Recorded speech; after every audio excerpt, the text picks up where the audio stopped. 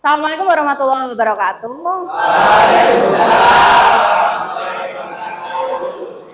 Hari ini kita akan ketemu lagi di pembelajaran ekonomi. Kali ini kita belajar tentang kesenjangan ekonomi. Sebelum itu, ketua kelas siapa? Aryan, silakan dipimpin doa dulu.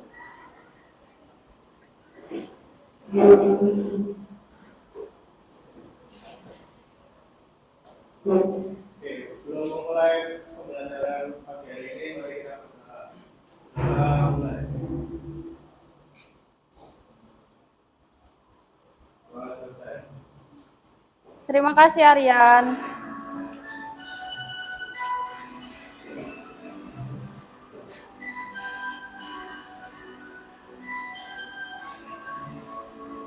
Bu Sakin cek kehadiran dulu ya. Ahmad Ailanfa, Ahmad Raffi, Amelia, Aryan,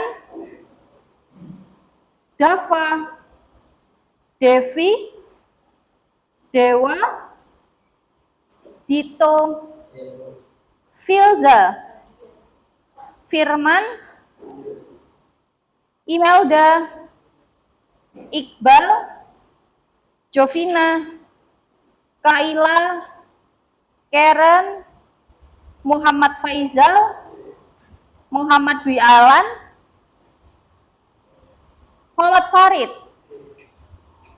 Muhammad Safli, Mutiara, Nasya, Natania, Novaluki, Rasya, Raisa, Rofida kemana? Izin. Royan Hazel, Salsa Nabila, Santi, Violin. Oke. Menurut absensi yang hari ini tidak hadir satu orang, Rofida Umul, dengan izin ya. Oke, baik.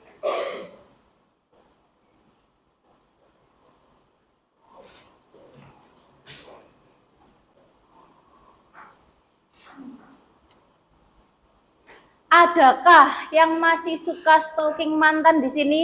Ngaku. Siapa? Safli ya? Yang masih suka stalking mantan? Nggak boleh. Jadi simpan dulu handphonenya biar fokus dengan paparan materi dari Bu Sakin, bukan dengan dia yang telah menyakiti.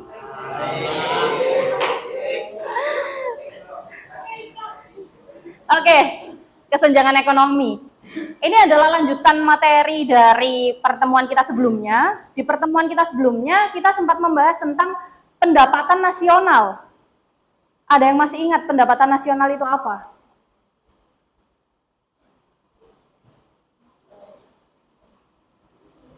Ada yang masih ingat nggak pendapatan nasional itu apa? Iya, Firman.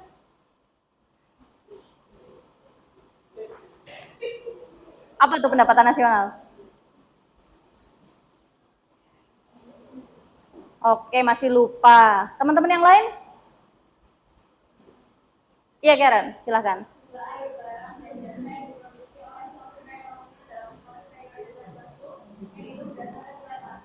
Oke, jadi pendapatan nasional, benar yang disebutkan Karen. Jadi intinya pendapatan nasional itu bukan pendapatannya negara, melainkan jumlah pendapatan warga negaranya. Jadi baik warga negara yang memproduksi barang, menghasilkan barang untuk dijual, ataupun warga negara yang bekerja dan mendapatkan penghasilan. Nah, jumlah pendapatan mereka itu disebut pendapatan nasional. Jadi total dari pendapatan seluruh warga negara itu disebut dengan pendapatan nasional. Jadi pendapatan nasional itu bukan pendapatannya negara, gitu ya. Oke. Terus kemudian kita hari ini masuk ke materi kesenjangan ekonomi. Kalau Bu Sakin mengatakan kesenjangan ekonomi, kira-kira yang ada di benak kalian itu yang terpikirkan apa kira-kira? Perbedaan, ketidakstabilan, Ketimpangan. Kenapa? Kurangnya lapangan kerja. Ada lagi?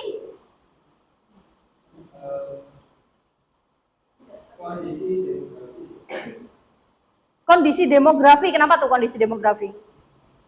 Penyebabnya? Sebagai penyebabnya? Iya, betul. Ada lagi?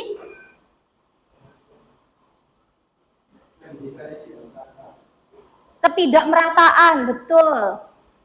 Ada lagi?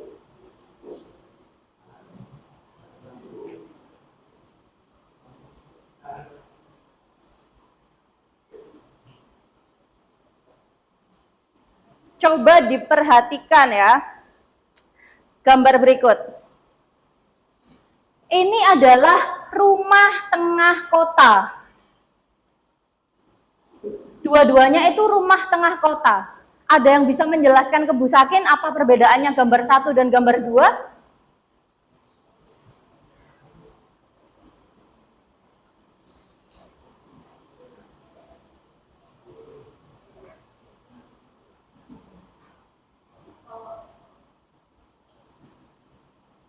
Siapa dulu nih? Boleh Nasya dulu. Boleh, Nasya. Jadi yang untuk gambar pertama itu kondisinya lebih rapi dan lebih baik dan kelihatan asri, bersih gitu, dengan tertata baiklah ini antara gedung satu dengan gedung yang lainnya. Sedangkan yang gambar 2 itu terlihat kumuh, kotor, terus terlihat dari bangunannya pun seperti dibangun dengan bahan seadanya dan sangat berdempetan, kayak terlihat lebih rumsek. Oke, good. Jadi intinya yang berbeda apa? Kondisi lingkungan. Baik. Amel?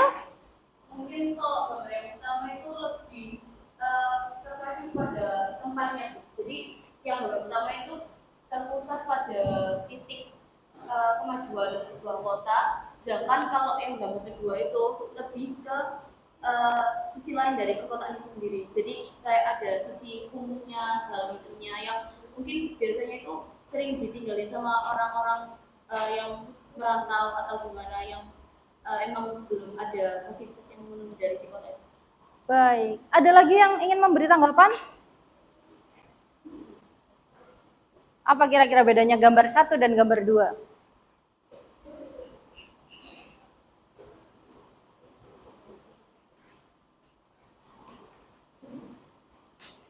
Aryan, boleh? Mungkin kalau dari gambar 1 itu terlihat kayak bangunannya tertata rapi, fasilitasnya tersedia sangat banyak, dan jadi umumnya penduduk di daerah gambar 1 itu memiliki pendapatan yang lebih layak. Memiliki Dibanding pendapatan. gambar kedua yang terlihat kumuh, fasilitasnya mungkin tidak ada karena pendapatan masyarakatnya yang kurang memadai. Oke, jadi dari dua gambar itu kita bisa melihat secara umum bahwa pendapatan kedua orang yang tinggal di daerah berbeda itu pasti berbeda juga jumlah pendapatannya gitu ya. Oke, ada lagi? Raisa mungkin?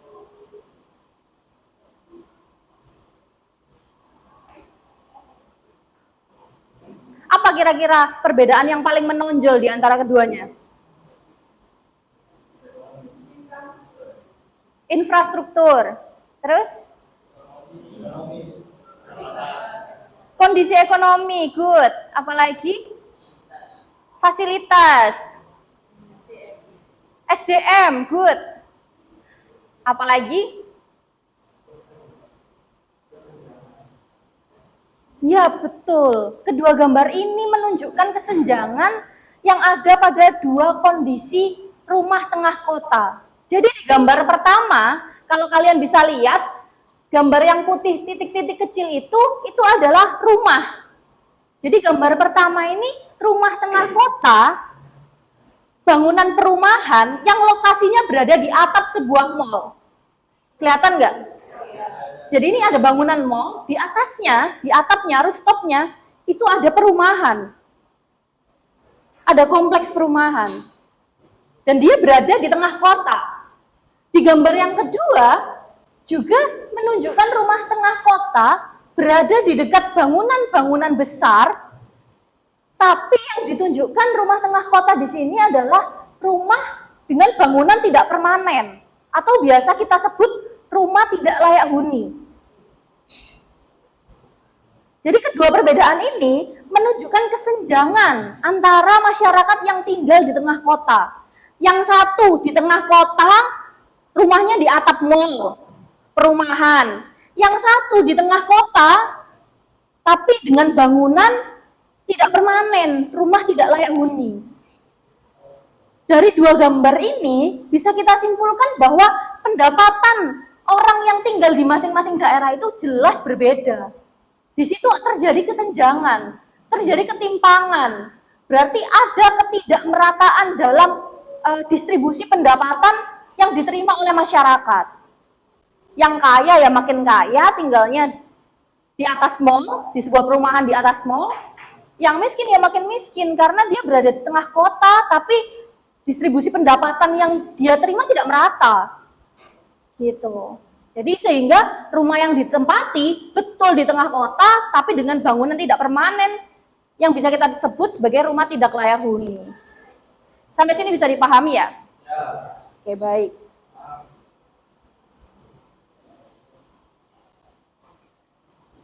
Berikutnya, pengertian kesenjangan ekonomi itu disebut juga ketimpangan.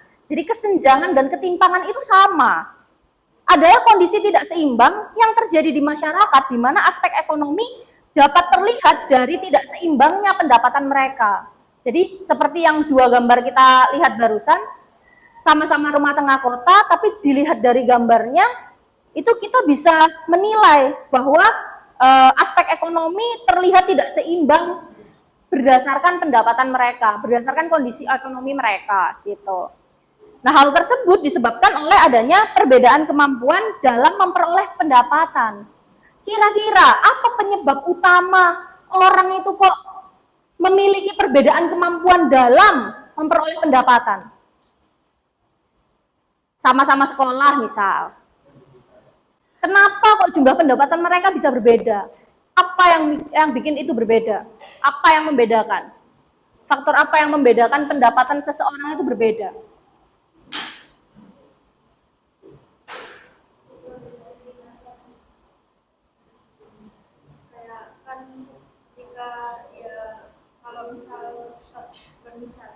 Jadi ketika pendapatan orang dengan pendapatan tinggi dan pendapatan rendah itu memiliki produktivitas kerja yang berbeda. Mungkin yang pendapatan tinggi ini kayak lebih sibuk dan maka dari itu penghasilan yang didapat juga lebih tinggi daripada yang pendapatan rendah. Oke, tingkat produktivitasnya berbeda. Apalagi?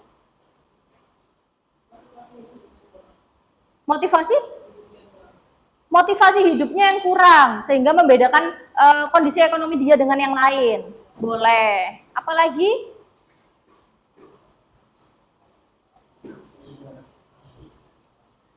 Kenapa? Apa yang membedakan? Pendidikan. Sama-sama menempuh pendidikan tapi jenjang yang ditempuh berbeda. Misal, satu orang dia kuliahnya sampai S2 mungkin, yang satu sampai sarjana. Nah, jelas kualifikasinya pasti berbeda. Kayak gitu. Saya lanjutkan. Penyebab ketimpangan. Yang pertama, kondisi demografi. Seperti yang disebutkan sama David tadi ya. Kondisi demografi. Apa sih kondisi demografi itu? Ada yang tahu nggak kondisi demografi itu apa?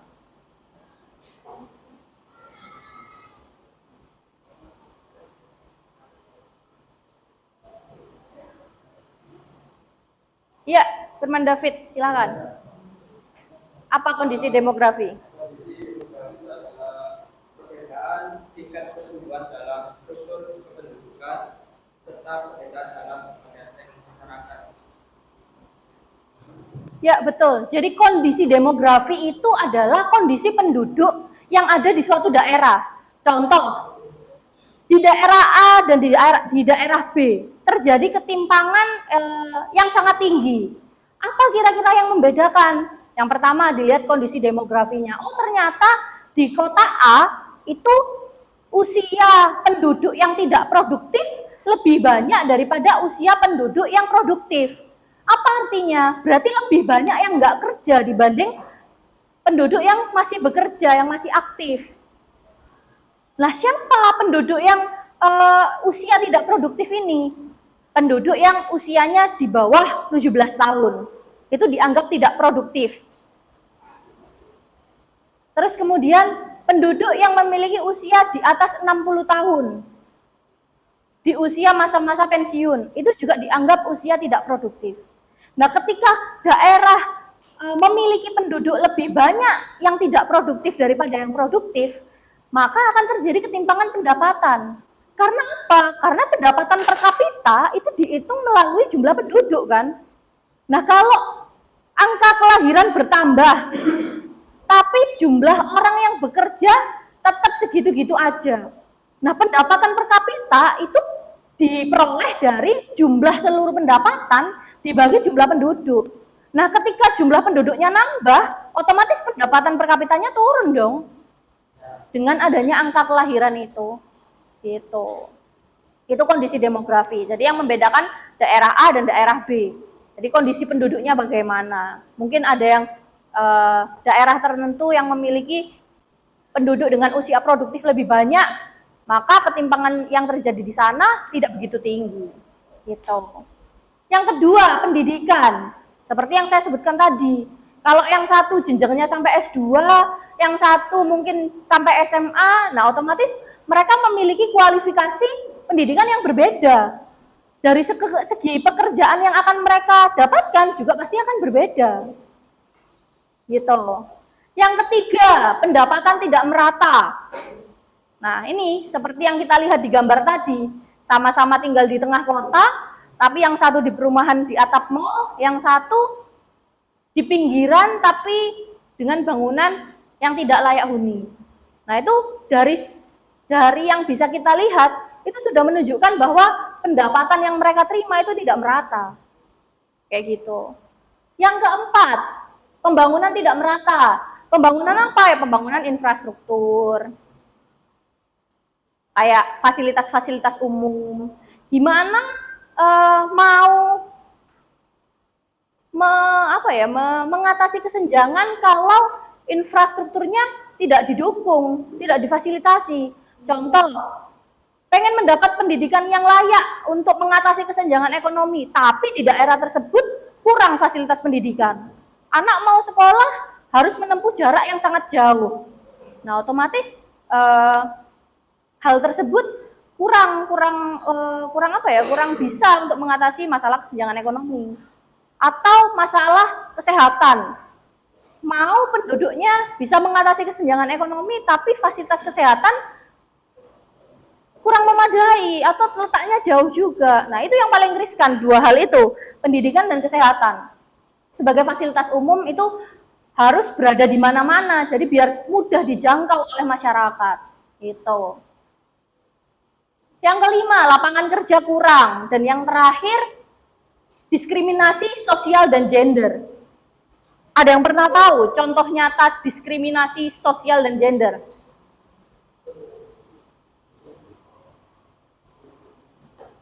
Contoh nih ya, lapangan pekerjaan. Dibuka lowongan kerjaan dengan kualifikasi pendidikan minimal S1 dengan jurusan tertentu, memiliki soft skill dan hard skill yang sudah ditentukan. Tapi dalam lowongan tersebut tidak disebutkan gender apa yang diprioritaskan. Tapi si HRD dalam proses rekrutmen dia memprioritaskan gender tertentu yang syaratnya itu tidak tertulis dalam kualifikasi lowongan. Nah, itu namanya diskriminasi sosial dan gender. Dan itu masih banyak di sekitar kita. Jadi kayak dibuka lowongan. Nah, begitu pas proses rekrutmennya dipilihin. Kayaknya yang diterima laki-laki aja deh, atau yang diterima yang perempuan aja deh. Otomatis salah satu gender akan kesulitan mendapatkan pekerjaan.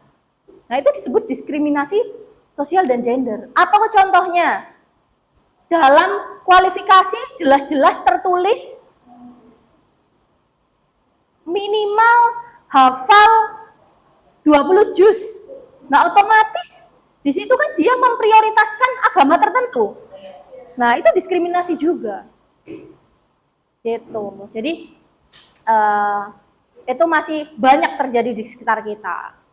Diskriminasi sosial dan gender. Sampai sini dulu, ada yang ingin ditanyakan? Ya, Karen, silahkan. Pertumbuhan dan pembangunan ekonomi. Jadi kalau pertumbuhan ekonomi itu diukur dari pembangunan ekonominya. Pembangunan ekonomi itu apa? Itu pembangunan fasilitas-fasilitas umum. Jadi ada pembangunan tidak merata tadi ya. Pembangunan fasilitas umum untuk apa? Untuk mengatasi kesenjangan yang terjadi di masyarakat. Jadi fasilitas umum itu penting. Sedikit banyak dia akan mempengaruhi kehidupan. Jadi contoh, kalau misal transportasi susah, otomatis akan mempengaruhi berbagai hal yang lainnya. Nah, itu sama setara dengan fasilitas kesehatan, fasilitas pendidikan. Nah, jika infrastruktur atau fasilitas umum ini terus digalakkan, terus ada, dan di setiap daerah itu semakin lama semakin merata pembangunan ekonominya, otomatis mempengaruhi pertumbuhan ekonomi. Nah, orang kalau fasilitas umumnya itu sudah terpenuhi, maka itu akan menjadi salah satu kunci untuk mengatasi kesenjangan itu sendiri. Dimulai dari hal yang paling bawah dulu, fasilitas umumnya aja dulu dipenuhi. Otomatis orang kan akan mau sekolah mudah karena deket. Mau ke fasilitas kesehatan mudah, otomatis nggak menghambat pekerjaannya. Lah kalau misal fasilitas kesehatan letaknya jauh, otomatis orang kan bakal izin kerja, izin nggak masuk sekolah. Nah, izin-izinnya kayak gitu, itu meskipun sedikit pengaruhnya, tapi berpengaruh terhadap pertumbuhan ekonomi. Jadi kalau pembangunan dan pertumbuhan ekonomi itu saling berkaitan, gitu. Kemudian bisa kita lanjutkan ya.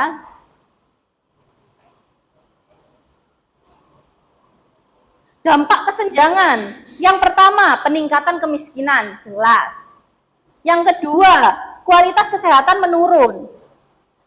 Karena yaitu tadi, seperti yang saya sebutkan, fasilitas umum, fasilitas kesehatan jauh letaknya, susah dijangkau oleh masyarakat. Yang ketiga, ini efek dari peningkatan kemiskinan. Angka kriminalitas menjadi tinggi. Orang kalau sudah tidak bisa memenuhi kebutuhan hidupnya, kebutuhan utama itu apa aja sih? Sandang, pangan, papan, itu pokok, kebutuhan pokok. Nah, orang kalau tidak bisa memenuhi kebutuhannya utama, kebutuhan utamanya tidak bisa terpenuhi, dia tidak akan bisa berpikir logis. Maka yang terjadi apa? Dia menghalalkan segala cara biar bisa memenuhi kebutuhannya. Karena nggak logis dan menghalalkan segala cara, otomatis dia biasanya menempuh hal-hal yang bersifat kriminal. Entah itu mencuri. Nah, kayak gitu-gitu. Jadi angka kriminalitas menjadi tinggi. Gitu ya. Berikutnya. Ini ketimpangan pendapatan. Jadi ketimpangan pendapatan terjadi akibat distribusi pendapatan yang tidak merata. Yang kaya makin kaya, ya yang miskin makin miskin. Kalau pendapatannya terdistribusi tidak merata. Nah, distribusi pendapatan menunjukkan komposisi pembagian pendapatan nasional di antara para pelaku ekonomi. Ukuran distribusi ini dapat berupa distribusi pendapatan individual yang menunjukkan berapa bagian pendapatan nasional yang diterima oleh kelompok masyarakat pada tingkat penghasilan tertentu. Nah, distribusi pendapatan yang tidak merata dapat mengakibatkan semakin lebarnya jurang pendapatan antara masyarakat yang mendapatkan bagian pendapatan yang banyak dan masyarakat yang mendapatkan bagian pendapatan yang sedikit. Jadi seperti yang saya sebutkan tadi, yang kaya makin kaya, yang miskin ya makin miskin karena pendapatan yang terdistribusi tidak merata itu tadi. Nah, dalam perekonomian, negara akan sulit untuk mengatasi kemiskinan yang dapat menghambat laju pertumbuhan ekonomi. Gitu. Sampai sini dulu, mungkin ada yang ingin ditanyakan? Iya, Farid. Kalau misalnya pendapatan nasional dengan Bedanya pendapatan nasional dan pendapatan per kapita. Pendapatan nasional itu jumlah pendapatan seluruh warga negara, baik yang menghasilkan faktor produksi, jadi menghasilkan barang untuk dijual, maupun yang bekerja untuk mendapat pendapatan, mendapat gaji. Nah, itu total pendapatan seluruh warga negara itu disebut pendapatan nasional. Tapi kalau pendapatan per kapita itu adalah pendapatan rata-rata warga negara. Jadi jumlah pendapatan nasional tadi dibagi jumlah seluruh masyarakat. Gitu. Jadi misal yang bekerja 100.000 orang, tapi jumlah seluruh warga negara 200.000 orang. Nah, yang berpendapatan ini cuma 100.000 orang, tapi jumlah seluruh masyarakat 200.000. Otomatis pendapatan per kapitanya, jumlah seluruh pendapatan 100.000 orang ini dibagi 200.000 orang. Itu menjadi pendapatan per kapita. Jadi, kalau usia tidak produktifnya itu lebih banyak, maka menyebabkan pendapatan per kapita itu turun. Jadi pendapatan per kapita itu dihitung per tahun. Kira-kira dari tahun ini, tahun sebelumnya sampai tahun ini itu ada kenaikan atau penurunan. Nah, itu diukur. Gunanya untuk mengukur pertumbuhan ekonomi suatu negara. Gitu. Bisa dipahami? Oke. Yang lain sudah bisa dipahami? Baik, Bu Sakin lanjutkan ya.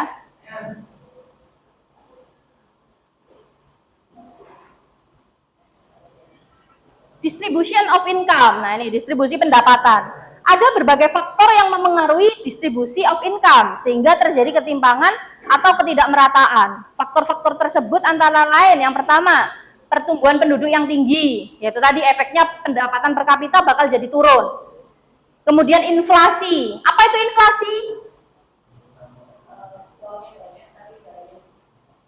Uangnya banyak, barangnya sedikit. Oh, uang yang beredar terlalu banyak, good. Apalagi? Inflasi yang kalian tahu?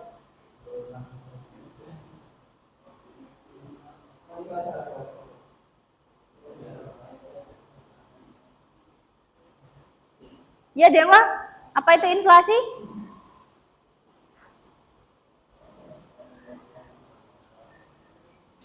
Apa itu inflasi?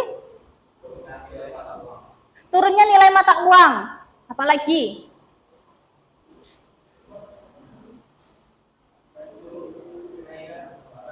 Kenaikan harga barang. Jadi inflasi itu kenaikan harga barang secara terus-menerus, nggak ada turunnya, itu inflasi. Penyebabnya apa? Banyaknya uang yang beredar. Karena uang yang beredar terlalu banyak, maka terjadi inflasi, kenaikan secara terus-menerus. Akibatnya adalah, itu tadi, nilai mata uang jadi turun. Jadi ini penyebabnya, pengertiannya, dan akibatnya. Itu ya inflasi. Kemudian yang ketiga, ketidakmerataan pembangunan antar daerah. Yang keempat, rendahnya mobilitas sosial. Yang kelima, pelaksanaan kebijakan industri substitusi impor. Berikutnya, memburuknya nilai tukar bagi negara yang sedang berkembang. Dan yang terakhir, hancurnya industri kerajinan rakyat. Nah, hancurnya industri kerajinan rakyat ini disebabkan pada yang sebelumnya tuh, pelaksanaan kebijakan industri substitusi impor. Jadi, substitusi itu barang pengganti. Ketika suatu daerah itu ada salah satu barangnya yang langka atau sulit ditemukan, pemerintah itu biasanya bikin kebijakan untuk memberi barang substitusi, barang pengganti. Contoh, barang substitusinya beras apa? Jagung, singkong, roti, ubi. Nah, itu barang substitusi. Nah, ketika kebijakan pemerintah tentang barang substitusi ini melalui impor, otomatis melemahkan kerajinan rakyat yang lokal-lokal ini. Jadi petani lokal itu akan melemah mereka.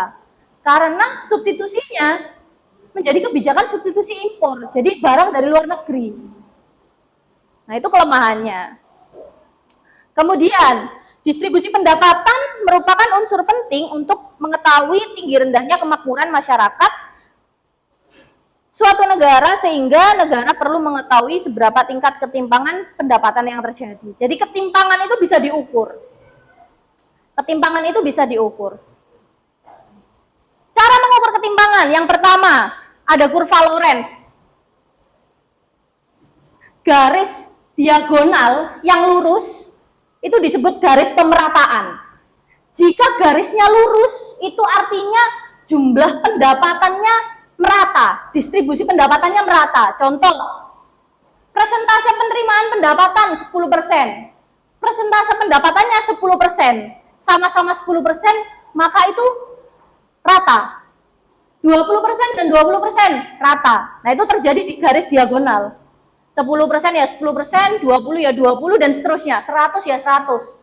Maka itu rata, distribusi pendapatannya merata.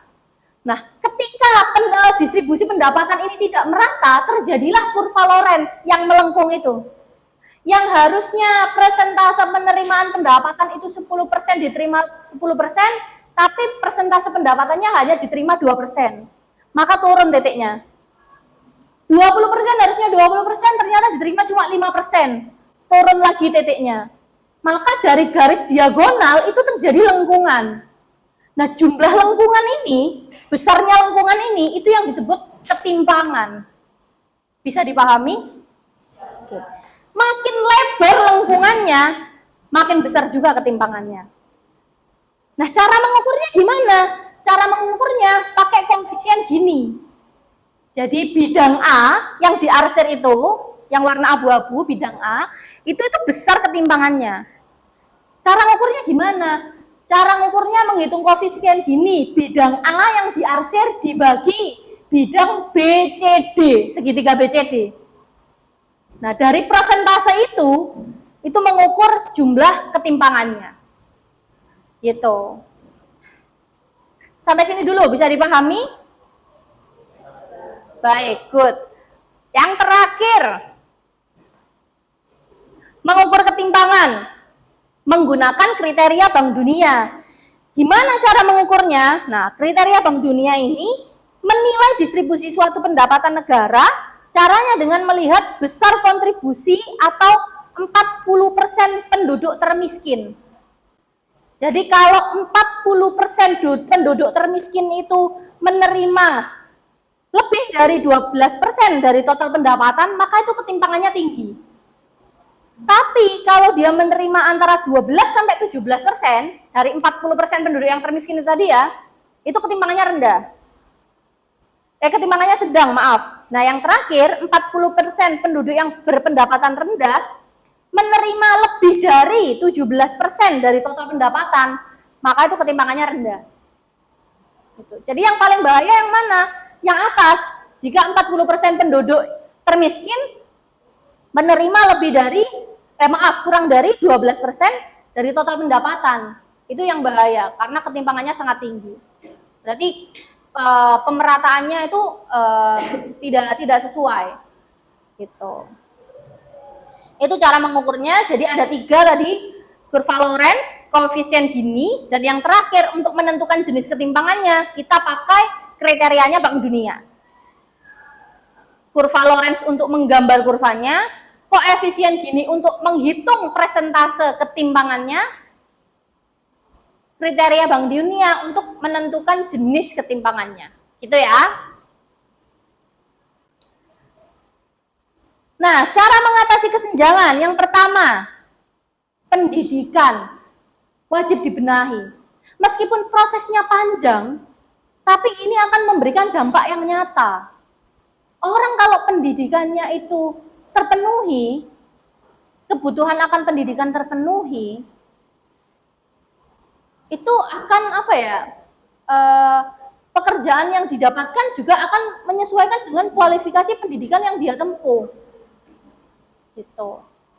Meskipun tidak dalam semua hal pendidikan itu menjadi nomor 1. Kayak contohnya orang yang berwirausaha.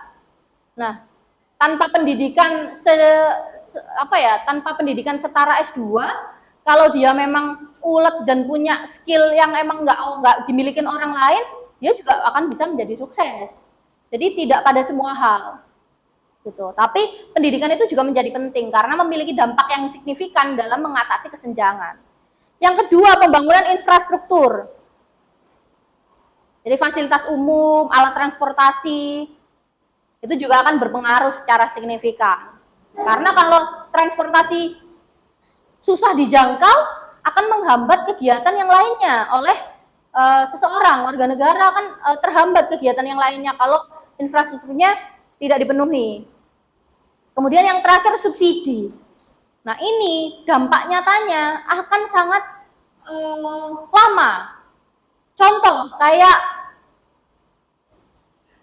bahan bakar, bensin, itu selalu terjadi inflasi. Harganya itu naik semakin tinggi. Tapi kenapa kok kita nggak berasa kenaikannya? Karena didukung subsidi dari pemerintah. Jadi naiknya itu sebenarnya signifikan. Tapi karena didukung subsidi dari pemerintah, maka tidak kita rasakan tidak kita rasakan sejauh itu inflasinya, gitu. Maka meskipun dampaknya lama dan nggak berasa, tapi ini juga salah satu solusi untuk mengatasi kesenjangan. Subsidi dari pemerintah. Apakah ada pertanyaan? Atau sudah cukup bisa dipahami?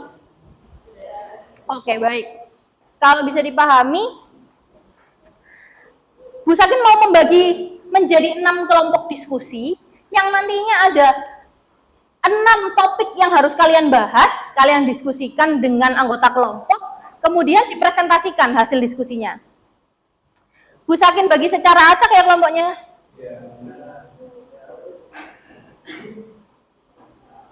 Minta tolong hasil dibagi ke belakang. Oh, harian aja.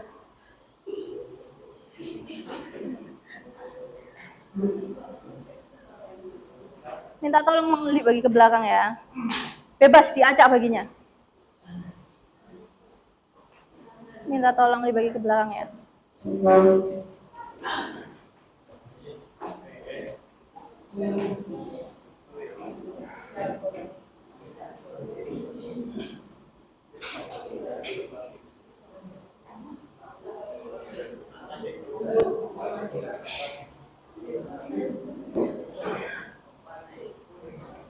Semua sudah dapat kartu?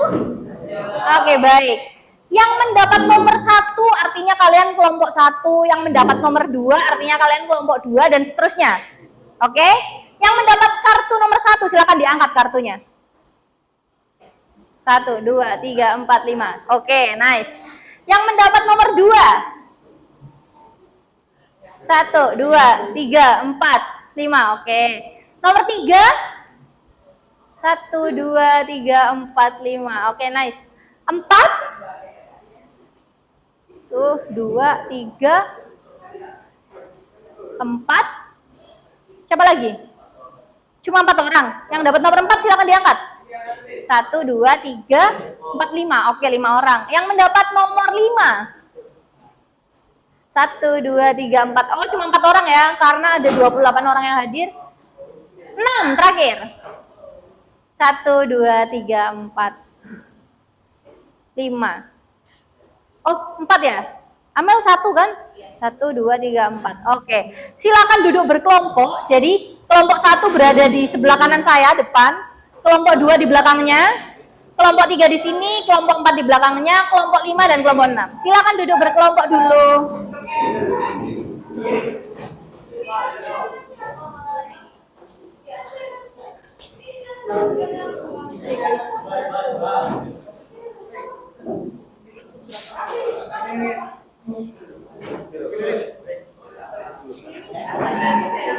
Nanti aja, usahain ambil.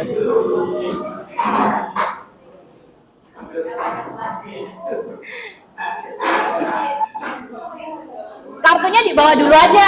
Kartunya dibawa dulu, nanti Bu Sakin ambil. Bu Sakin yang keliling nanti ya, ambil kartunya. Sudah duduk berkelompok ini? Ada yang belum menemukan kelompoknya? Kelompok 1 sebelah mana? Baik. Kelompok 2. Kelompok 3. 4. Kelompok 4. Oke, kelompok 5, 6. Bangkunya boleh dihadapkan ke belakang kalau diperlukan, boleh. Jadi biar bisa berdiskusi.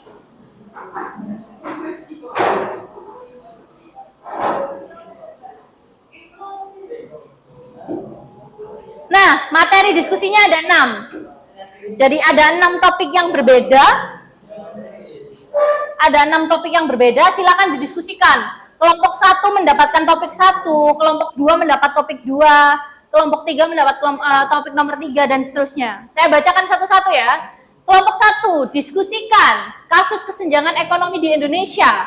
Apa saja penyebab utamanya dan bagaimana dampaknya terhadap masyarakat. Yang kedua, kelompok 2, perhatikan. Bagaimana kesenjangan ekonomi mempengaruhi akses terhadap pendidikan dan kesehatan di masyarakat? Berikan contoh konkretnya. Contoh nyaranya. Kelompok 3, apa peran pemerintah dalam mengurangi kesenjangan ekonomi? Diskusikan kebijakan apa aja yang diambil, seperti pajak progresif atau program bantuan sosial. Kelompok 4, bagaimana kesenjangan ekonomi dapat mempengaruhi stabilitas sosial dan politik di suatu negara? Diskusikan dengan memberikan contoh. Yang kelima, diskusikan solusi kreatif yang dapat diterapkan oleh masyarakat untuk mengurangi kesenjangan ekonomi di lingkungan sekitar mereka. Dan yang terakhir, kelompok 6, bagaimana pandangan masyarakat terhadap kesenjangan ekonomi? Apakah ada stigma yang melekat pada kelompok berpenghasilan rendah? Kemudian diskusikan dan identifikasi langkah-langkah yang tepat untuk mengubah persepsi tersebut. Gitu ya. Silakan kalian mau buka buku boleh, buka buku paket boleh, mencari sumber literatur boleh, mencari sumber literatur secara digital juga boleh. Jadi saya izinkan untuk penggunaan handphone pada pembelajaran saat ini. Bisa dipahami? Silakan dimulai diskusinya. Jadi aku cari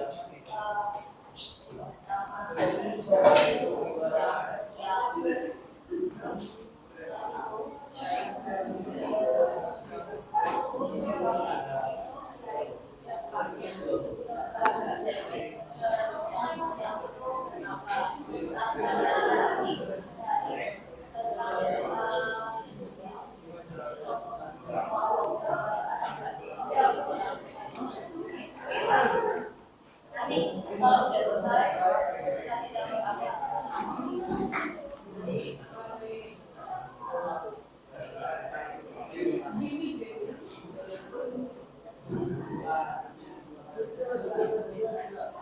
Sakit, Ya, mau isi minum boleh. boleh.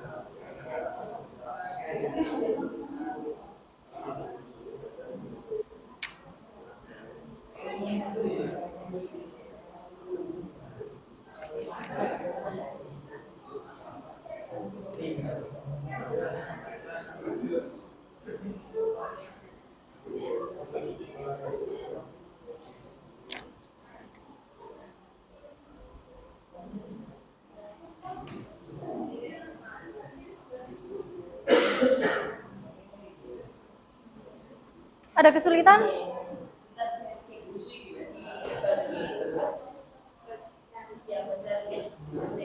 Baik.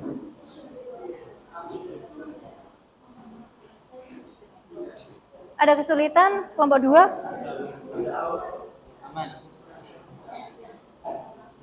Sudah dibagi tugas tadi, Nat? Baik.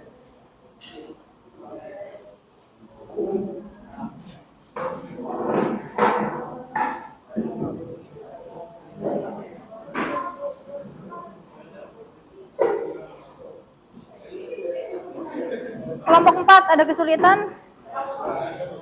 Enggak ya.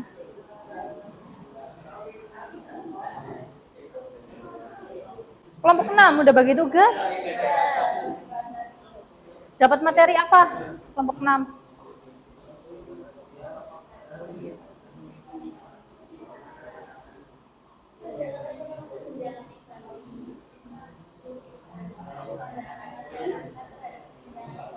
Pandangan masyarakat terhadap kesenjangan ekonomi. Baik. Kelompok 5 ya ini? Ada kesulitan? Enggak ya. Kelompok 3 ada kesulitan? Masih diskusi. Dapat materi apa tadi? Peran pemerintah dalam mengurangi kesenjangan.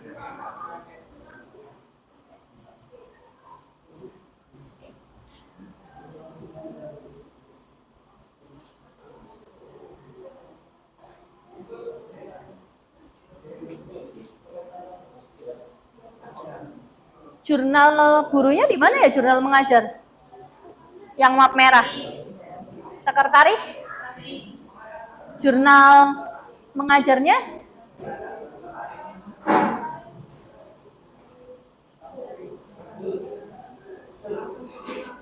Oh, ini. Ini ya yang bulan ini.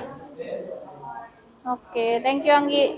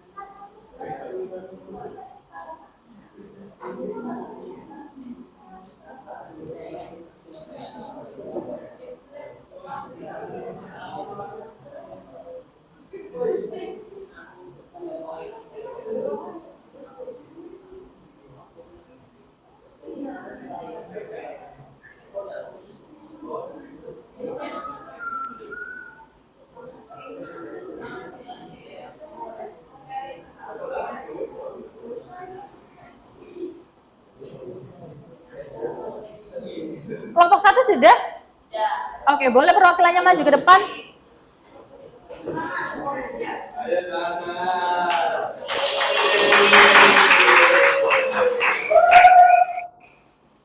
Mohon perhatiannya teman-teman.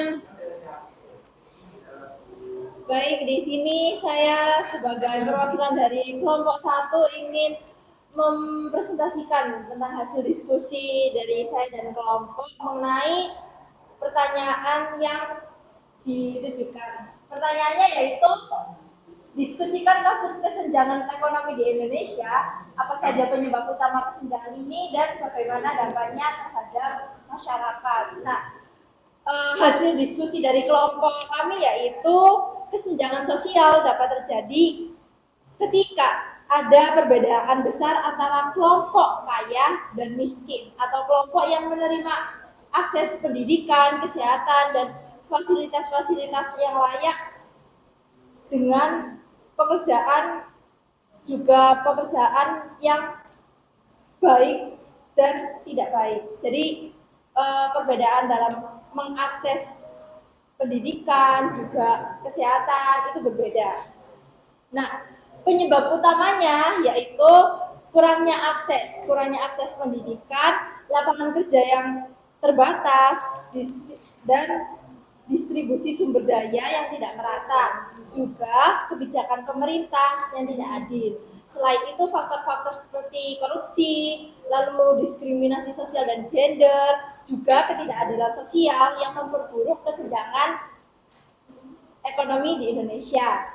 Nah, dampaknya terhadap masyarakat di Indonesia ini sangat signifikan, terutama yaitu menyebabkan meningkatnya angka kemiskinan, kriminalitas yang tinggi, juga ketidakstabilan sosial. Nah, masyarakat yang merasa terpinggirkan atau kurang mampu itu cenderung kehilangan kepercayaan pada sistem pemerintah dan sulit untuk berpartisipasi secara produktif dalam pembangunan. Selain itu, kesenjangan ekonomi dapat menghambat pertumbuhan ekonomi karena potensi sumber daya manusia yang tidak dimanfaatkan dengan baik. Akibatnya, perkembangan negara menjadi tidak merata dan memperburuk kualitas hidup banyak orang. Oke, ada yang ingin menanggapi teman-teman? Silakan, Syafri. Saya dari perwakilan kelompok 3 ingin memberi tanggapan dari kelompok 1. Jadi saya setuju dengan pandangan dari kelompok 1 bahwa kesenjangan sosial itu memiliki dampak serius bagi masyarakat, termasuk meningkatnya angka kemiskinan dan kriminalitas serta ketidakstabilan sosial. Mereka juga tepat dalam menunjukkan bahwa kesenjangan ini dapat menghambat pertumbuhan ekonomi dan menyebabkan ketidakmerataan pembangunan. Ini menggarisbawahi pentingnya upaya bersama untuk mengatasi masalah ini, baik dari sisi kebijakan pemerintah yang lebih adil maupun dari pemberdayaan masyarakat melalui pendidikan dan akses ekonomi yang setara. Jadi itu. Oke, tepuk tangan. Ini kembali ke tempat duduk.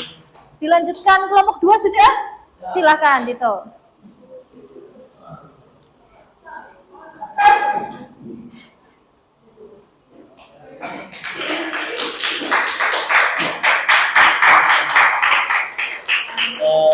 Ini saya perwakilan dari kelompok 2 ingin mempresentasikan hasil diskusi kami. Sebelum mempresentasikan hasil diskusi kami, saya ingin membacakan soal bagaimana kesenjangan ekonomi mempengaruhi akses terhadap pendidikan dan kesehatan di masyarakat. Berikan contoh dan konkret. Jadi hasil diskusi kami adalah kesenjangan ekonomi dapat mempengaruhi akses kesehatan dan pendidikan, salah satunya yaitu perbedaan pelayanan terhadap penggunaan BPJS. Pasien yang menggunakan layanan jasa BPJS akan diperlakukan berbeda dengan pasien yang menggunakan layanan umum. Selain kesehatan, kesenjangan ekonomi juga dapat mempengaruhi pendidikan yang ada di Indonesia, seperti yang pernah terjadi, yaitu seorang guru yang membedakan perlakuannya kepada murid yang kurang mampu, seperti pada contoh guru yang berada di Sulawesi membuat candaan tentang pekerjaan orang tua salah satu murid, yaitu seorang petani, sedangkan murid yang lain tidak menerima perlakuan yang sama. Oke, menarik, bukan? Silakan kembali ke tempat duduk. Menarik ini. Tadi disebutkan bahwa perbedaan pelayanan terhadap penggunaan BPJS. Pasien yang menggunakan layanan BPJS akan diperlakukan berbeda dengan pasien yang menggunakan layanan umum. Nah, di sini Bu Sakin mau berbagi pengalaman. Kenapa kok banyak orang merasa pasien BPJS itu diperlakukan tidak sama atau diperlakukan berbeda dengan pasien umum? Karena itu loh, yang umum kan biasanya bayarnya itu langsung ke Yang umum bayarnya langsung, sedangkan yang BPJS itu berada di poli antrian yang berbeda. Nah, ini adalah salah satu upaya yang dilakukan pemerintah untuk menangani fasilitas kesehatan. Jadi masyarakat ini dipermudah dalam memperoleh fasilitas kesehatan melalui BPJS. Nah, karena BPJS ini mudah dijangkau, secara harga mudah dijangkau, kemudian bahkan nggak cuma rumah sakit pemerintah yang bisa dapat BPJS, tapi bisa juga digunakan di rumah sakit swasta, otomatis kan menjadi mudah dijangkau oleh masyarakat. Nah, karena hal tersebut, masyarakat ini tertarik untuk menggunakan BPJS, meskipun yang menggunakan nggak semua orang yang sakit ya. Tapi kebanyakan sebagai apa ya, sebagai backup kalau kita sakit dan lain-lain, kita sudah punya asuransi kesehatan berupa BPJS kayak gitu. Nah, karena dia itu murah dan mudah dijangkau, otomatis banyak yang menggunakan. Nah, karena banyak yang menggunakan, makanya di antrian itu terasa, iya, kan karena antriannya banyak nih, karena banyak yang menggunakan. Nah, itu menyebabkan pasien BPJS itu melakukan merasa diperlakukan berbeda dengan pasien umum. Sebenarnya kalau menurut Bu Sakin harusnya sama aja. Tapi karena antrian tapi karena antrian BPJS dan antrian pasien umum itu dibedakan, maka terasa lama karena antriannya di BPJS lebih panjang gitu. Mungkin ada beberapa yang memiliki pengalaman, ya benar-benar kita diperlakukan berbeda Bu di salah satu rumah sakit. Ya mungkin terjadi di rumah sakit itu. Jadi kita nggak boleh ngejudge, nggak boleh menjustifikasi kalau semua rumah sakit itu memperlakukan pasien BPJS secara berbeda. Itu nggak boleh. Gitu. Jadi kalau menurut pandangan Bu Sakin itu karena BPJS itu mudah dijangkau, mudah didapat dan murah, sehingga yang antri lebih banyak daripada pasien umum, sehingga di rumah sakit pun dibedain antriannya yang umum dan BPJS, maka itu yang membuat kita secara refleks, secara spontan secara spontan menjustifikasi bahwa semua rumah sakit memperlakukan pasien BPJS secara berbeda. Padahal ya tidak berniat untuk melakukan melakukan servis yang berbeda kepada kita, tapi ya emang keadaannya yang seperti itu. Gitu ya. Jadi kita nggak boleh menjustifikasi. Kelompok 3, ready? Silahkan.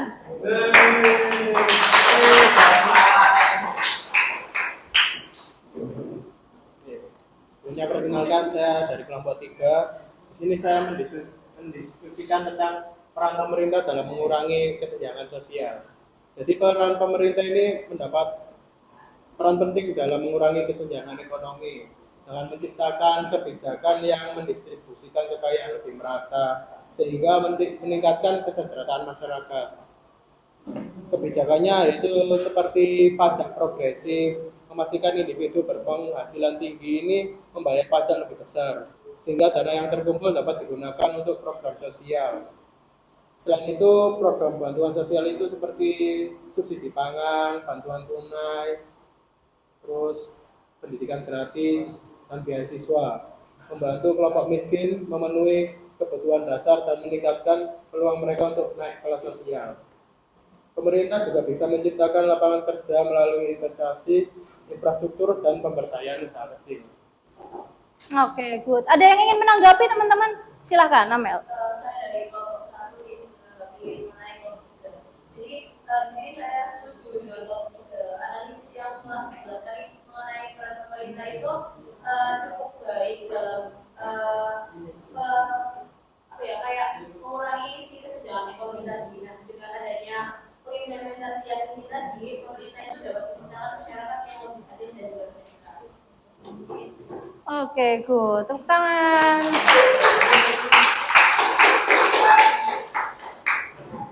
Jadi salah satunya dengan pajak progresif. Ada teman-teman di sini yang belum tahu pajak progresif itu apa? Silakan angkat tangan. Yang belum tahu? Oke. Oke, jadi sebagian besar udah tahu ya. Pajak progresif itu adalah tarif pengenaan pajak pada kendaraan yang memiliki tingkatan yang berbeda. Jadi orang kalau punya satu motor, nah itu biasanya pajak motor pertama itu sebesar 2% dari harga motor. Jadi pajak tahunan yang kita bayar tuh, kamu kalau pernah dimintain tolong bayar pajak nggak sama orang tua? Pernah? Kemana bayar pajaknya? Ke Samsat. Nah, di situ ada drive-thru, ada yang antrian biasa. Nah, jadi ke Samsat itu kita bayar pajak kendaraan secara tahunan. Nah, pajak progresif ini mulai diberlakukan beberapa tahun yang lalu. Jadi gimana sih Bu kebijakan pajak progresif ini? Jadi kalau kamu memiliki 2 kendaraan dengan tipe jenis kendaraan yang sama, motor pertama pajaknya 2%. Motor kedua kamu kena pajak 4%. Motor ketiga kena pajak 6%. Dan seterusnya, biasanya cuma sampai 5 sih, cuma sampai 5 kepemilikan. Jadi motor kelima paling tinggi itu 10%, gitu. Nah, berbeda jika kalau kamu punya satu motor, satu mobil, sama-sama kena tarif dasar 2%. Jadi bukan berarti kalau satu motor, satu mobil dihitung 2 kendaraan, enggak. Karena tipe kendaraannya berbeda. Jadi kalau kamu punya satu motor, satu mobil, satu truk, satu bis, satu elf, satu tank, nah itu kamu tetap kena pajak tarif dasar 2%, gitu. Karena jenis kendaraannya berbeda, gitu ya. Next, kelompok 4 ready? Silakan.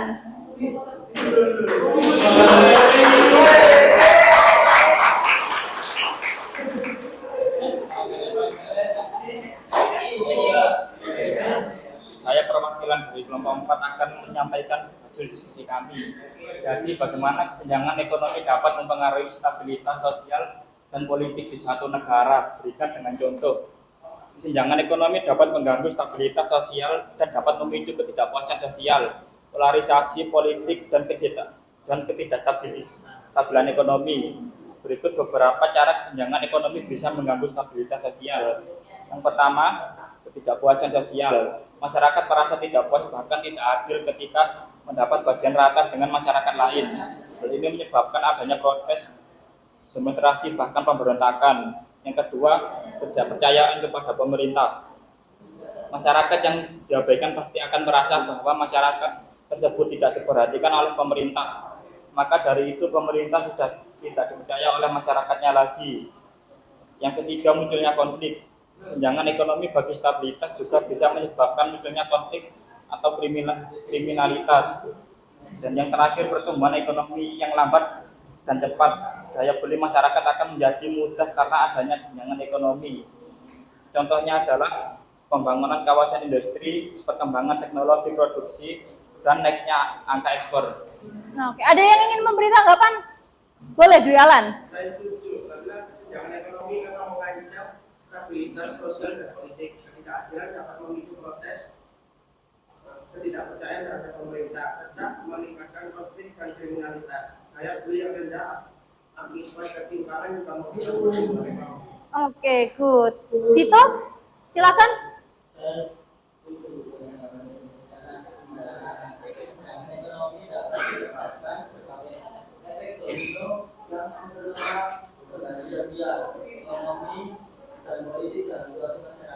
Oke, good. Ada lagi yang ingin memberi tanggapan? Cukup ya? Tepuk tangan dulu untuk Bapak. Kelompok 5 ready? Yuk, silakan. Saya dari perwakilan kelompok 5 ingin menyampaikan pendapat dan hasil diskusi dari kelompok kami. Di sini materi diskusi yang kami dapatkan yaitu diskusikan solusi kreatif yang dapat diterapkan oleh masyarakat untuk mengurangi kesenjangan ekonomi di lingkungan sekitar mereka. Nah, di sini teman-teman, kita tahu bahwasannya negara kita memiliki sumber daya alam yang sangat melimpah dan mempunyai wilayah yang sangat luas. Kita mempunyai semua ini merupakan kelebihan wilayah dari negara kita, tetapi kita tidak bisa memanfaatkannya secara total. Dan kita tahu bahwasannya sumber daya alam bukanlah suatu masalah utama, maka masalah utamanya adalah sumber daya manusianya. Untuk mengatasi hal ini, perlu adanya edukasi masyarakat untuk merubah kebiasaan agar lebih baik dengan cara yang pertama meningkatkan keterampilan, yang kedua adanya sosialisasi untuk mengedukasi masyarakat, dan mengadakan pelatihan UMKM agar bisa mengembangkan diri, dan yang terakhir meningkatkan pendidikan yang berkualitas. Oke, thank you. Ada yang memberikan tanggapan? Silakan. Boleh duduk, Ella. Ada yang ingin memberi tanggapan? Silakan.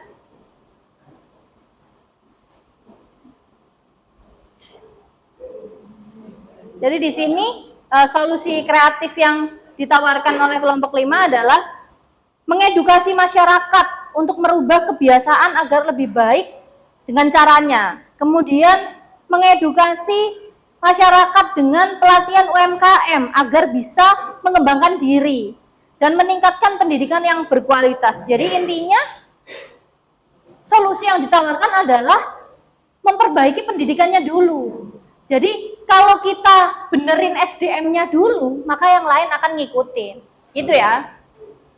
Terakhir kelompok 6. Ready? Silakan Dewa.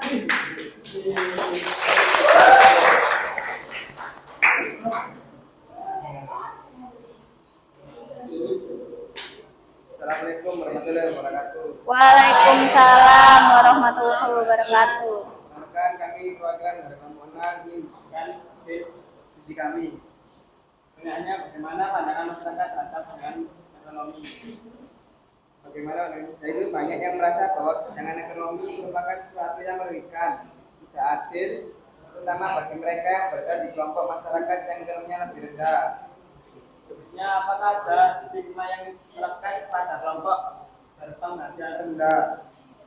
Tentu banyak yang menganggap mereka seperti kurang berusaha atau kurang berpendidikan, meskipun sebenarnya banyak faktor struktural yang mengaruhi akses ekonomi, seperti akses pendidikan, peluang kerja, dan kebijakan pemerintah. Yaitu selanjutnya disebutkan Selanjutnya, identifikasi langkah-langkah untuk mengubah persepsi tersebut. Yang pertama, mengedukasi terhadap kesadaran masyarakat mengenai warga yang berpenghasilan rendah. Yang kedua, pemberdayaan masyarakat seperti mengadakan program pelatihan dan memastikan akses pendidikan yang berkualitas. Yang ketiga, perubahan kebijakan publik seperti memberikan program bantuan sosial dan membangun infrastruktur yang memadai. Oke, terima kasih. Ada yang ingin menanggapi teman-teman? Boleh kembali ke tempat duduk, Dewa.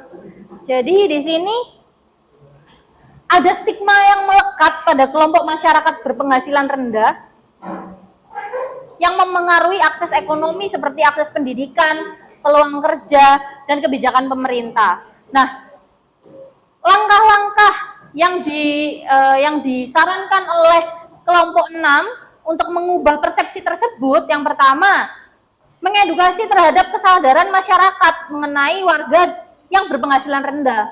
Yang kedua, pemberdayaan masyarakat diikutkan program-program pelatihan. Terus kemudian perubahan kebijakan publik seperti memberikan program bantuan sosial dan membangun infrastruktur. Jadi ini kurang lebih sama dengan kelompok 5. Jadi yang dibenerin tuh SDM-nya dulu. Karena kalau masyarakat berpenghasilan rendah itu dipandang memiliki stigma negatif, stigmanya buruk, otomatis masyarakat yang berpenghasilan rendah itu akan turun tingkat kepercayaan dirinya. Nah, kalau udah tingkat kepercayaan dirinya turun, itu sulit untuk membangkitkan lagi, itu sulit. Jadi yang kita benerin itu SDM-nya dulu, baik dari segi pendidikan maupun dari segi keterampilan di luar pendidikan. Karena pendidikan itu kan nggak cuman intrakurikuler kayak kita gini. Jadi belajar materi pengetahuan umum kayak matematika, bahasa Indonesia dan lainnya. Tapi ada juga pendidikan itu yang melatih keterampilan. Contoh kursus menjahit, terus yang lagi hype sekarang itu kursus baking, bikin kue, bikin puding, kemudian apa tuh yang bikin kopi itu namanya? Barista, kayak gitu kan lagi ini banget kan sekarang, yang bikin kopi gitu. Jadi pendidikan itu nggak cuman intrakurikuler aja, tapi ada juga yang keterampilan. Oke, 6 kelompok sudah menyampaikan hasil diskusinya. Sampai sini kira-kira pemahaman kalian tentang kesenjangan ekonomi makin bertambah atau ada yang masih ingin ditanyakan kepada Bu Sakin? Makin bertambah ya? Udah mulai paham ya? Bu Sakin coba uji kemampuan kalian melalui post-test setelah mempelajari materi kesenjangan ekonomi. Kita main Kahoot dulu ya, kayak biasanya ya. Silakan dibuka dulu. Buka Kahoot-nya dulu.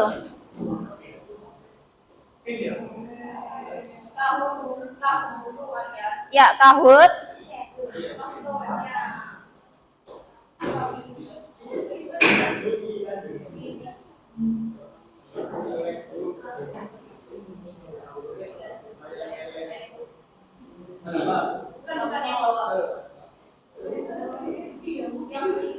Ready? Oke.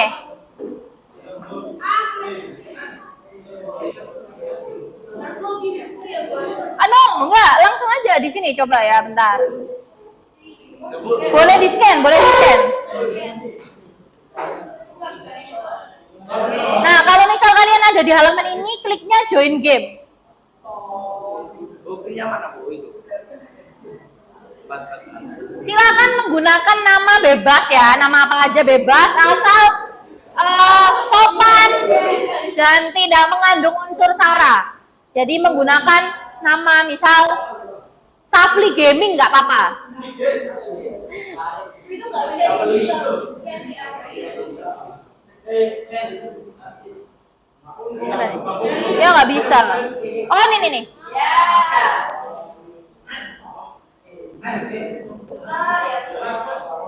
Bu, langsung. Oke, mulai. Iya, namanya bebas.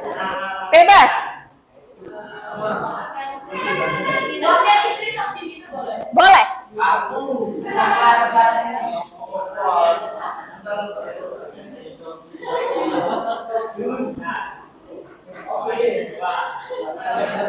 Sudah ini yang scan barcode sudah? Usahakan tunggu sampai 28 orang yang bergabung.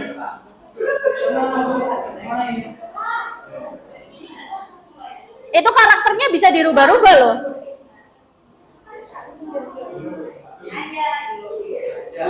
Usahakan tunggu sampai 28 peserta didik yang bergabung ya.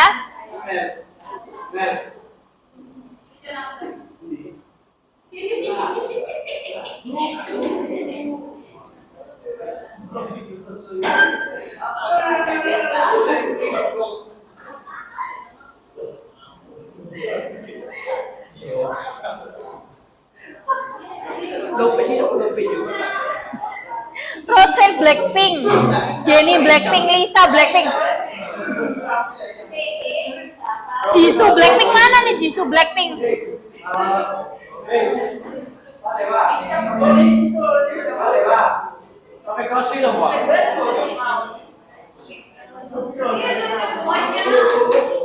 Ayo kurang 10 orang yang belum bergabung silakan.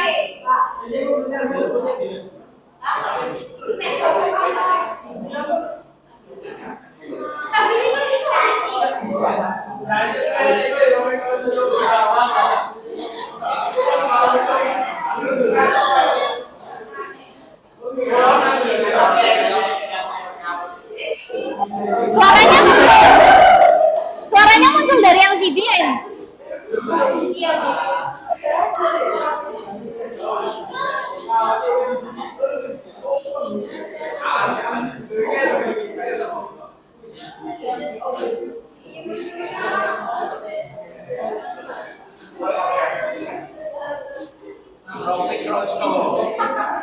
Ayo silakan 7 orang lagi yang belum bergabung.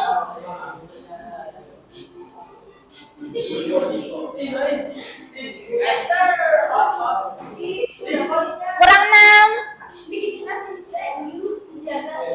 Email sudah bergabung email.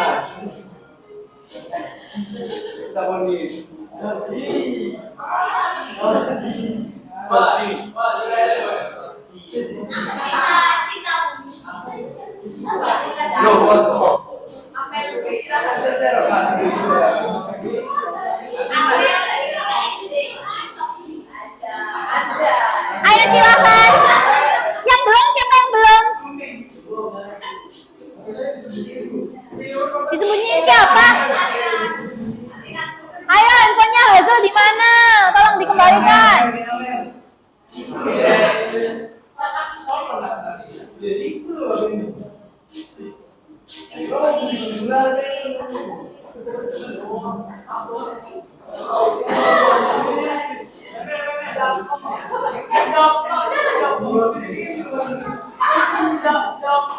Empat orang lagi silakan. Yang belum? Yang belum?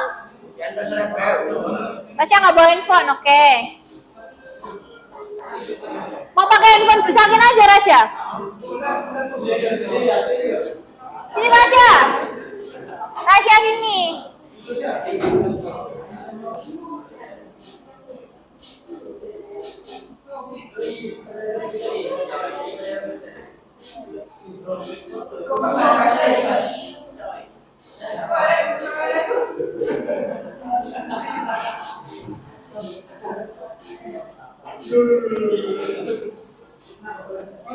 Ini Rasya.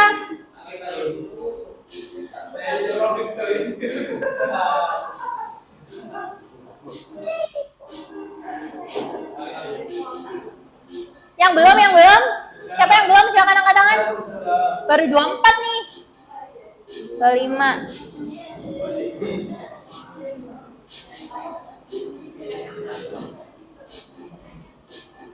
Dua enam.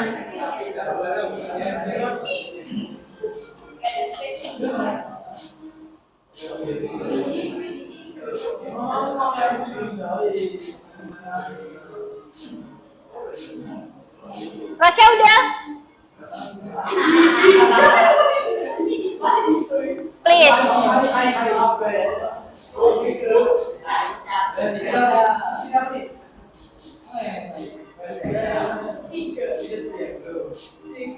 Ya kurang satu. Tinggal Luki ya. Ada yang keluar lagi nih.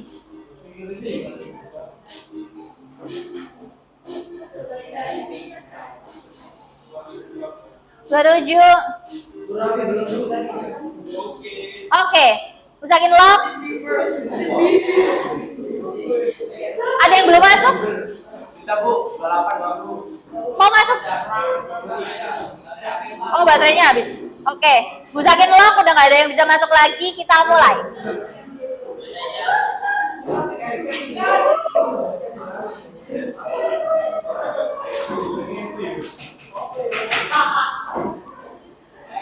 Nilai barang dan jasa yang dihasilkan penduduk termasuk WNA yang berdomisili di suatu negara dalam periode tertentu disebut.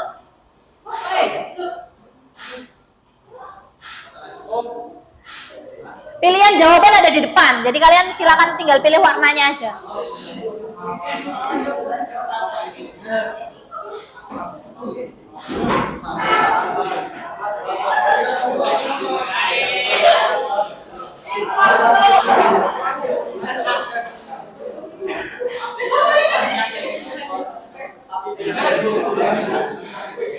...22 orang sudah menjawab, 24 sudah menjawab. Waktu kurang 5 detik. Oke. Cuma satu orang yang menjawab benar ya.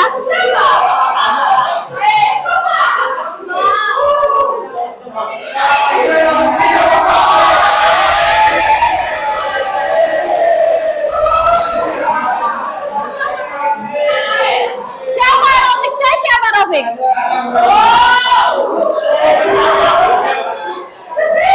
Next. Ayo perhatikan. Pendapatan per kapita berhubungan dengan jumlah penduduk. Jika pendapatan nasional konstan atau tetap, hubungan yang tepat adalah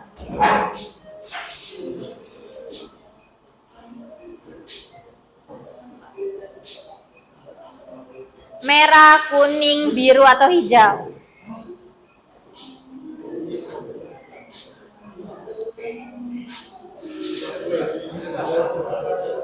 Dua 20 detik lagi.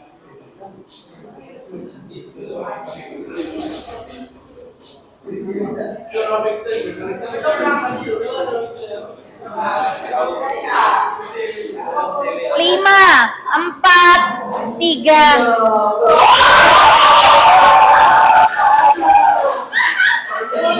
Biru yang benar.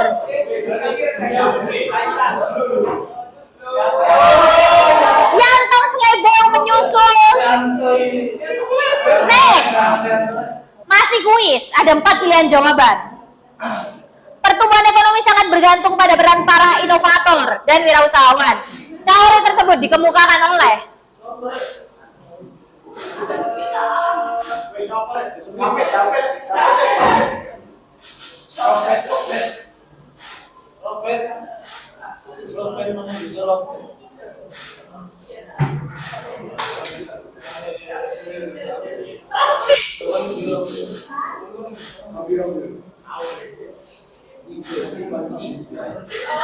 lima 15 detik lagi.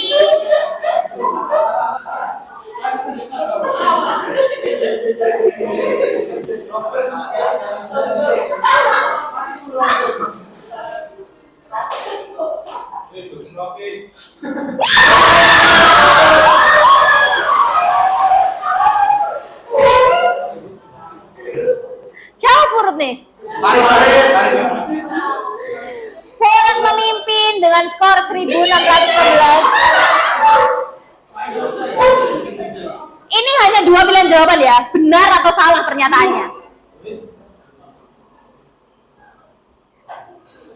Dampak ketimpangan distribusi pendapatan terhadap perekonomian adalah kesenjangan penduduk kaya dan miskin semakin besar. Benar atau salah? Benar atau salah?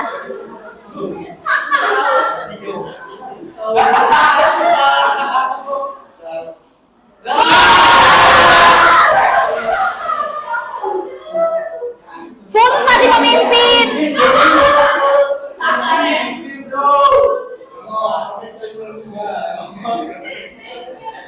Next, masih pernyataan benar dan salah.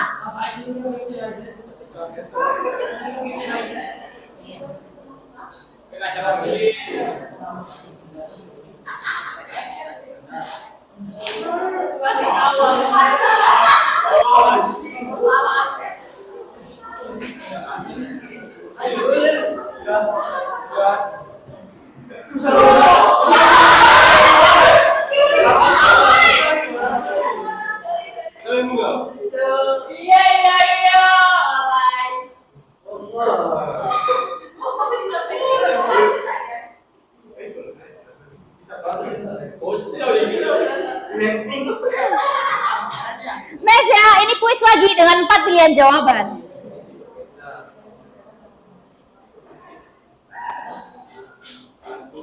Waktunya cukup panjang, 45 detik.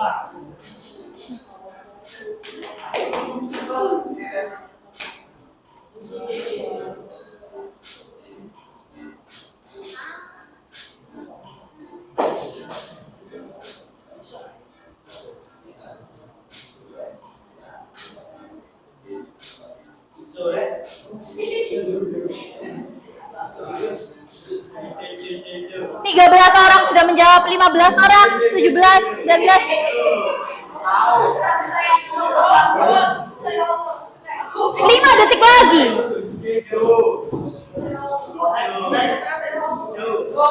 Merah yang betul.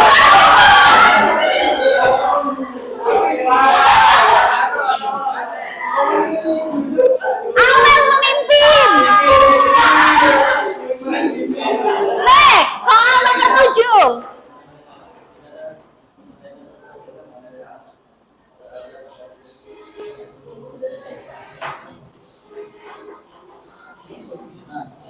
Benar atau salah?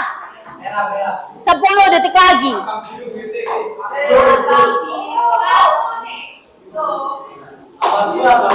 Benar atau salah? Benar.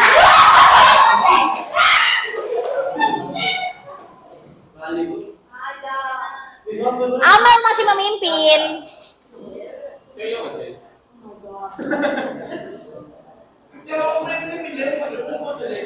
Ini kuis lagi dengan 4 pilihan jawaban. Tugas mengurus berkas serta memelihara aset milik perusahaan, termasuk jenis tenaga kerja yang bekerja di bidang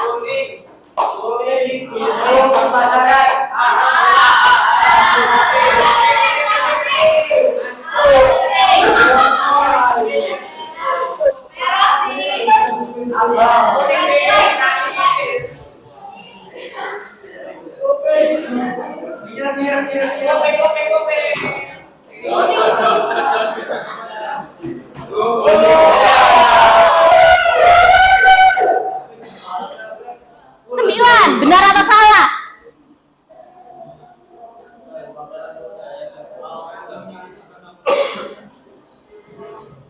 Benar atau salah?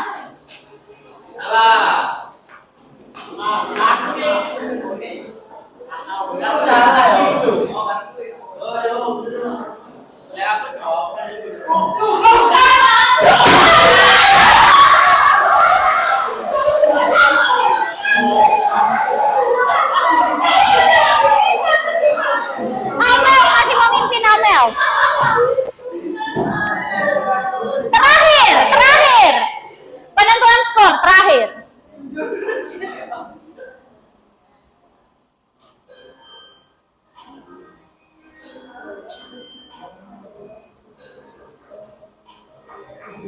Slowly, dipikirkan dengan baik. Masih ada kesempatan untuk mengalahkan Amel.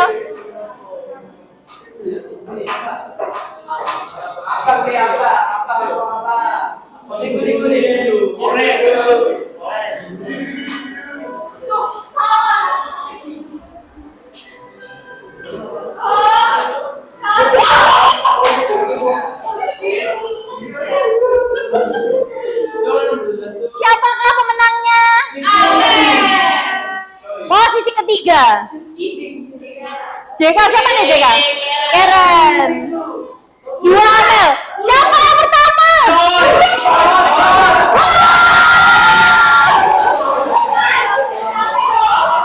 Siapa? David ya? Congratulations.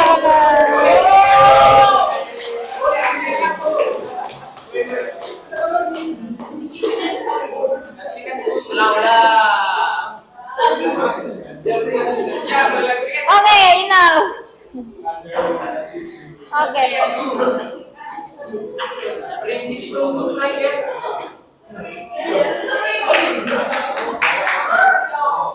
Gimana rasanya pembelajaran hari ini? Oke. Sebelum Bu Sakin akhiri, Bu Sakin simpulkan dulu ya yang kita pelajari hari ini. Jadi, mohon perhatiannya teman-teman. Jadi kesenjangan ekonomi itu disebabkan oleh, thank you Rasya, disebabkan oleh faktor seperti akses pendidikan yang tidak merata, distribusi kekayaan yang timpang, dan seterusnya. Maka apalah yang harus dilakukan untuk mengatasi kesenjangan itu? Jadi penyebabnya karena distribusi pendapatan tidak merata, maka yang kita benahi yang paling utama adalah fasilitas umum, pembangunan infrastruktur, itu yang paling utama. Jadi sesuai dengan tujuan pembelajaran kita hari ini, kalian harus tahu apa penyebabnya dan cara mengatasinya kesenjangan itu kayak gimana. Kalau tadi kesenjangan penyebabnya adalah karena distribusi pendapatan yang tidak merata, berarti cara mengatasinya yang utama ya memperbaiki infrastruktur, dibanyakin infrastrukturnya, terutama akses dalam pendidikan dan kesehatan. Itu aja sih intinya.